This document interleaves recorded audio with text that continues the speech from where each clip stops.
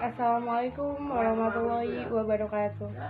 Halo guys, perkenalkan nama saya Iman Nikma. Saya dari Administrasi Bisnis akan menyampaikan atau mempresentasikan materi saya yang diberikan oleh dosen saya, tugas mata kuliah Etika Bisnis.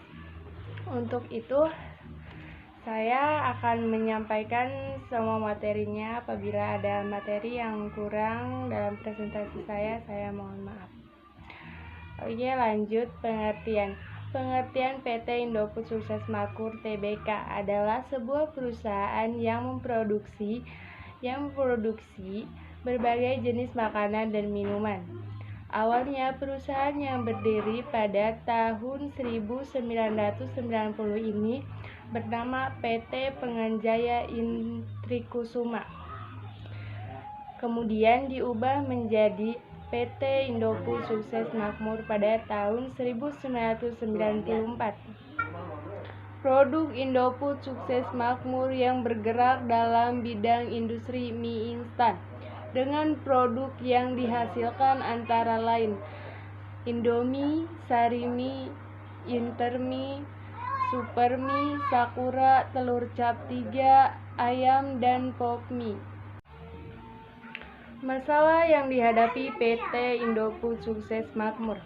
PT Indofood Sukses Makmur dapat saja menghadapi berbagai macam resiko. Terjadi kebakaran atau pencurian aset seperti pencurian persediaan.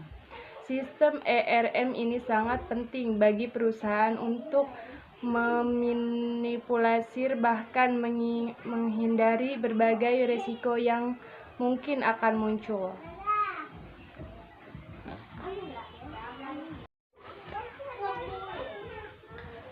PT Indofood Sukses Makmur Tbk melakukan pelanggaran etika bisnis karena pada produk Indomie yang diproduksi oleh perusahaan mengandung 2 zat berbahaya, yaitu metil dan probokezobenzat dan benzoeksid atau asam benzolat, di mana 2 zat tersebut seharusnya hanya untuk kosmetik, bukan untuk makanan.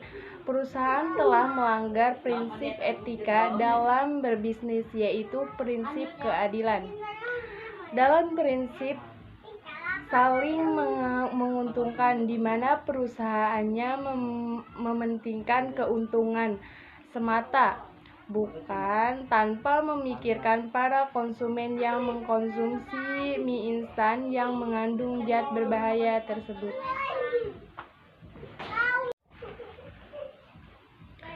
Satu kasus pelanggaran etika bisnis pada perusahaan PT Indofood Sukses Makmur, yaitu secara hukum. Yang pertama, Undang-Undang Nomor 8 Tahun 1999 Pasal 3F yang berisi meningkatkan kualitas barang dan jasa yang menjamin kelangsungan usaha produksi barang atau jasa, kesehatan, kenyamanan, dan keselamatan konsumen.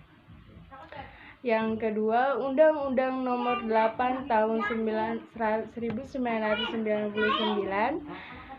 Pasal 4A tentang hak atas kenyamanan, keamanan, dan keselamatan dalam mengkonsumsi barang dan jasa. Undang-Undang Nomor 8 Tahun 1999 Pasal 8 yang berisi pelaku usaha dilarang untuk memperdagangkan barang yang rusak, cacat, atau bekas dan tercemar dengan atau tanpa memberikan informasi secara lengkap dan benar atas barang yang dimaksud.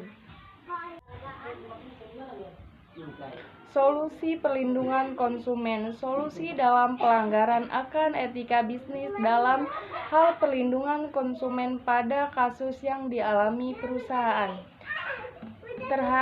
terhadap sanksi pidana sebagaimana dalam pasal 62 dapat dijatuhkan hukuman tambahan berupa 1.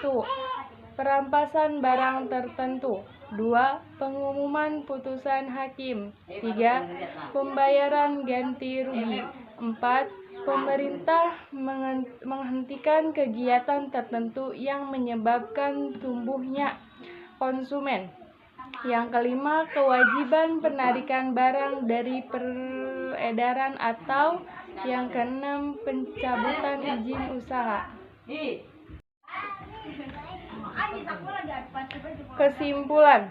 Kesimpulan dari kesempilan Indomie di Taiwan, contohnya dapat dilihat sebagai contoh kasus dalam etika bisnis, di mana terjadi kasus yang merugikan pihak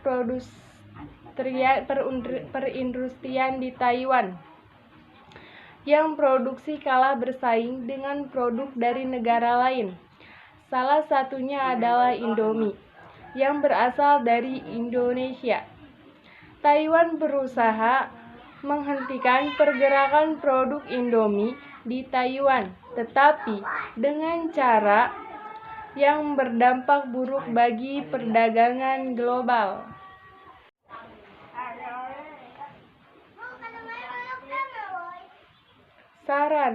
Saran bagi pihak-pihak agar tidak serta-merta menyatakan bahwa produk Indomie berbahaya untuk dikonsumsi.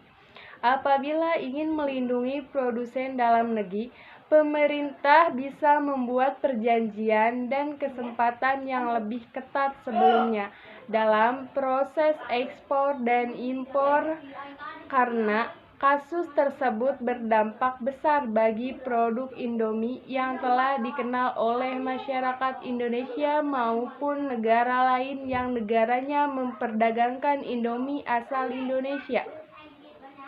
Terima kasih. Mohon maaf jika ada kata-kata yang salah dalam presentasi materi saya. Saya mohon maaf. Kurang dan lebihnya saya mohon maaf. Wabillahi taufiq walhidayah. Wassalamualaikum warahmatullahi wabarakatuh.